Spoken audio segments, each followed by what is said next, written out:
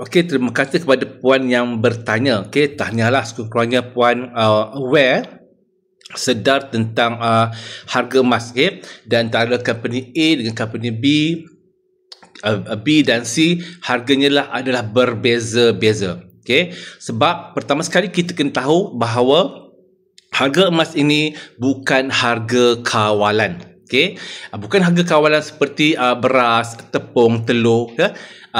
Tidak dikawal. Tetapi kita kena tahu, okey, di manakah bench harga spot gold tu, harga emas mentah tu. So biasanya syarikat-syarikat emas ni dia akan mengambil untung daripada spot price tu lah. Dari situ mesti ada sedikit perbezaan. Contohnya kita beli tepung 1 kilo RM1.50. So kalau kita nak buat kuih, kita tak bolehlah jual kuih tu harga dia bawah RM1.50, betul tak? Mestilah atas sikit. Samalah konsep macam tu. Okey, itu mudah untuk perumpamaannya. So bila kita nak simpan emas ni tuan-puan, okey, kita kena lihat kepada 5 kriteria. Okey, satu adalah harga per gram. Okey, spread, okey. Lepas tu dia punya stok macam mana? Stok, lepas tu transaksinya patuh syariah ataupun tidak. Okay. Dan yang kelima tu yang paling penting, urusan jual beli balik tu mesti mudah dan tidak cerewet. So kita nak tengok, okay, soalan puan ini platform lain. Okay, kalau puan nak compare dengan apa? Kalau puan nak comparekan dengan bank, yes, memang harga bank dia jauh murah. Tetapi harus diingat, okay, Public Gold ini adalah syarikat emas yang mengeluarkan emas fizikal 100%. Dia bersandarkan emas fizikal 100%. Jadi, bila melibatkan emas fizikal, dia melibatkan kos. Okay, kos pembuatan perlu diambil, kos pengoperasian perlu diambil kira, staf yang membuat emas itu perlu diambil kira.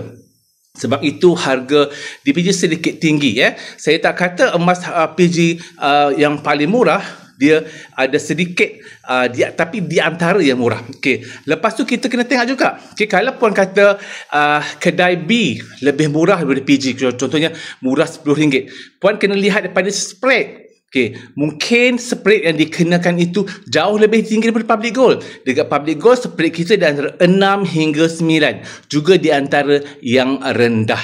Okay, spread itu ada selisih harga di antara harga jual dan harga beli. Takut nanti puan beli harga murah, contohnya 500. Okay, tapi bila nak jual dia potong sampai 20%, okay, 15%, kan dah rugi kat situ kan. Tu kena bijak juga. Lepas tu kita kena tengok juga pasal stok. Okay, di Public Gold ni dia dah memang unlimited stock. So tak perlu risau harga emas ataupun naik ataupun turun. Stok itu sentiasa ada, insyaAllah. Okay, sentiasa ada, insyaAllah. Sebab ada setengah-setengah company ataupun syarikat, apabila berlakunya penurunan harga, harga yang banyak, lepas tu kan berlakunya gold rush, orang pun banyak-banyak berpusu-pusu lah nak beli emas. Unfortunately-nya, okay, company itu kata, oh, stok kami dah habis, puan tak boleh beli dengan harga tersebut sebab stok kami dah habis. Kan dah rugi kat situ kan. So Public Gold ni kita keluarkan emas sendiri, kita ada kilang emas sendiri, ya.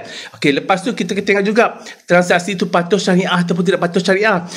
Nak dapatkan sijil kepatuhan syariah ni pun bukannya boleh free macam tu je.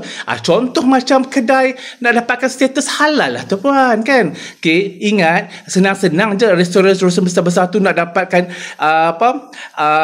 status halal tu. Banyak kena kriteria-kriteria perlu dipenuhi dan perlu ada bayarannya juga kan. Samalah juga kan. So benda-benda kan melibatkan kos.